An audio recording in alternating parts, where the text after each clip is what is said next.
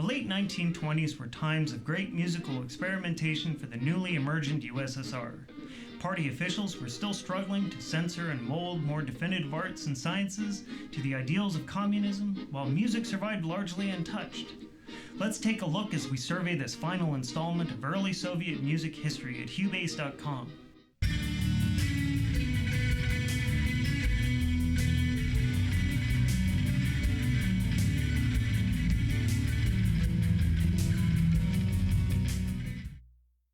While censorship hit much of the Soviet populace, there were exceptions in the pure theoretical subjects, especially mathematics and chemistry. Russian scientists had managed to stay above or outside the world of politics. Ronald Suny writes in his book, The Soviet Experiment, however, that by the 1930s it became less possible with the Cultural Revolution. Music had enjoyed a moratorium from immediate censorship and would continue to be hard to control, even as stronger regulations and harder criticisms came to influence its productivity. Boris Schwarz, a novelist and historian, comments on the strange predicament that the Soviet composer faced in the 1920s as they were confronted by complex problems of social demographics. Homogeneity of class structures meant that much of the national work suffered from being barren and synthetic. The appeal of Soviet music became localized, and few works evoked any response beyond the borders of Russia. Many important composers went abroad, and those left behind tried to find new identity. Even so, Schwarz notes that, though Soviet music of the 1920s failed to achieve greatness, everything was tried. Music that was epigonal or futuristic, proletarian or esoteric, programmatic or absolute. A reign of constraint would follow this period of open creativity, but for a while music enjoyed unchained investigation. Jazz musicians and black artists were appealing to Soviet audiences.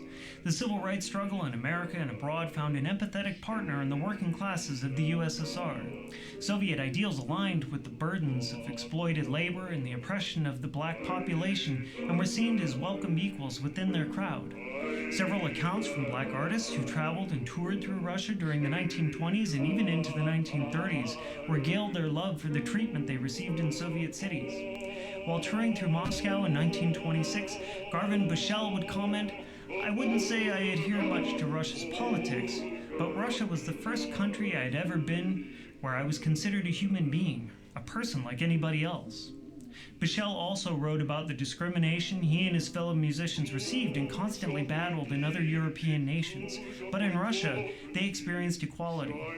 Paul Robeson, famous actor, singer, and civil rights activist of the 1930s and 40s, was so enamored by his reception in the Soviet Union, he more than seriously considered naturalizing. In the spring of 1935, he would spend his first 2 weeks in a whirlwind of activity and rising enthusiasm. Martin Duberman comments in his writings about Robeson, Paul found strong empathy for his own national minority. He went to see a children's theater production, and the play turned out to be about African culture.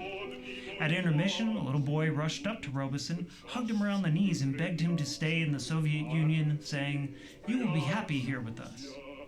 While the Soviet Union championed the rise of the workers and the destruction of the bourgeoisie, racism would smear its ugly face into the political sphere by way of a national treasure named Maxim Gorky.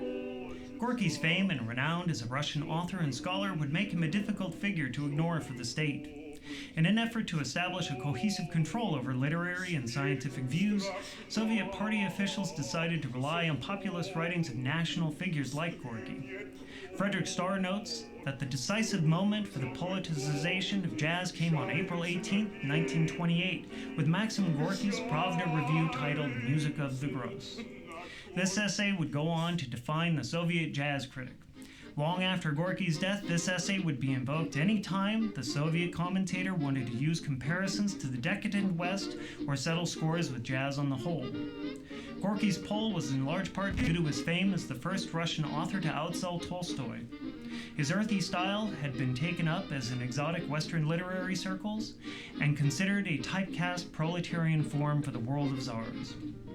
Gorky's disdain for jazz is noted in several instances of social awkwardness, interrupted late-night writing sessions, and uncomfortable lodging partnerships with traveling bands, as noted in Frederick Starr's book, Red and Hot, The Fate of Jazz in the Soviet Union.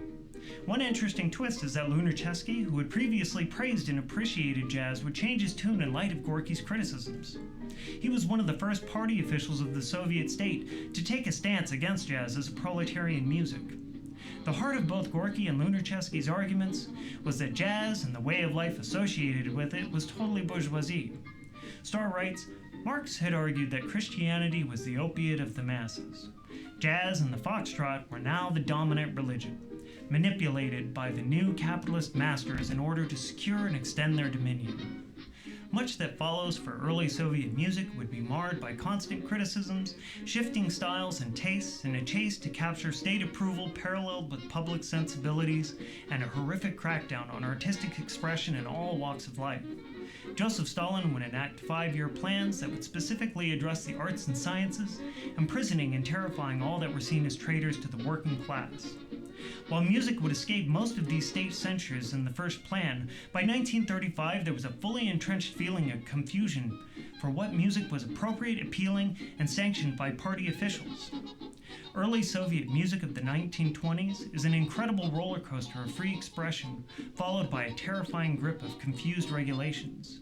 One thing music expression proved through this era was its power over the populace, and its ability to stand outside of normal artistic and intellectual classifications. Today, it remains a means of expression that is hard to define politically, and even harder to set into a specific ideal. Everyone, even communism, seems to have their own way of hearing a song.